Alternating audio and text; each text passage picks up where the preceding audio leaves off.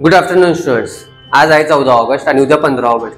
15 August म्हणजे भारताचा स्वातंत्र्य दिन. पण स्वातंत्र्य दिन आणि गणतंत्र दिन याच्यामध्ये फरक काय मित्रांनो? ज्यावेळेस 15 ऑगस्टला आपण फ्लॅग होस्टिंग करतो आणि 26 जानेवारीला फ्लॅग अनफर्लिंग करतो, त्यामध्ये फरक काय? दोघांमध्ये पण झेंडाच फडकवतात, मग फरक काय? तर फरक काय मित्रांनो, 15 ऑगस्टला झेंडा फडकवायचं काम करत असतात आपले पंतप्रधान आणि 26 जानेवारीला झेंडा फडकवायचं काम करत असतात आपले राष्ट्रपती. सो राष्ट्रपती पण इकडे करतात आणि इकडे पंतप्रधान करतात. असं का? ज्यावेळेस आपल्याला भारताला स्वातंत्र्य मिळालं होतं मित्रांनो, त्यावेळेस राष्ट्रपती हे पद अस्तित्वात नव्हतं. 15 ऑगस्ट 1947 ला राष्ट्रपती पद हे अस्तित्वात नव्हतं. राष्ट्रपती पद हे कसलं पद आहे? संविधानिक पद आहे. संविधान तयार झाल्यानंतर ते पद निर्माण केले गेले. संविधान तयार कधी झालं तर 1950 ला, 26 नोव्हेंबर 1949 ला तयार झालेलं होतं मित्रांनो. ते लागू कधीपासून केलं होतं? 26 जानेवारी 1950 पासून ते लागू केलं गेलं होतं. ओके, सो ते 2 महिने का थांबले होते ना, ते पण थोड्या वेळानंतर सांगतो मी.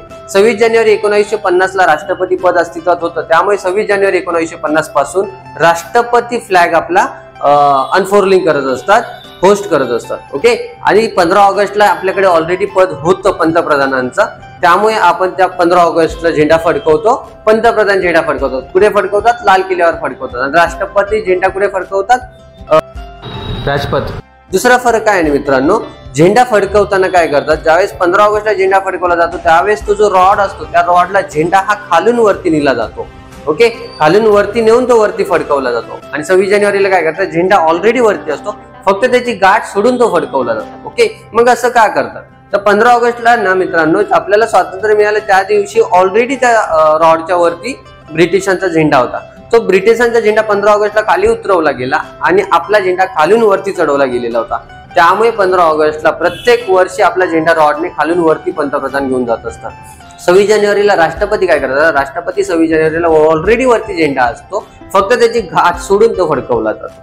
हा दोघांमधला मेजर फरक आहे. ओके, कारण 1929 मधली घटना आहे मित्रांनो, ती नेहरूंनी काय केलं होतं ना, डिसेंबर 1929 मध्ये नेहरू बोलले होते, पुढच्या महिन्यापासून, पुढच्या महिन्याच्या शेवटच्या रविवारपासून आपण काय करू ना, आपण स्वातंत्र्य आहोत हे ब्रिटिशांना सांगू देऊ, आम्ही स्वातंत्र्य आहोत. भले स्वातंत्र्य भेटलेलं नव्हतं त्यावेळेस, पण नेहरू बोललेले होते लाहोरच्या अधिवेशनामध्ये, काँग्रेसचं त्यावेळेस लाहोरचं अधिवेशन होते, त्यावेळेस नेहरू बोललेले होते की पुढच्या वर्षाच्या नवीन सुरुवात आहे 1929 ला डिसेंबर महिन्यामध्ये अधिवेशन घेतलं होतं नेहरूंनी. त्यावेळेस नेहरू बोलले होते 1930 पासून ज्यावेळेस भारताला स्वातंत्र्य भेटलेलं नसेल तरी पण आम्ही स्वातंत्र्य आहोत अशीच घोषणा करू आणि तसेच वागू.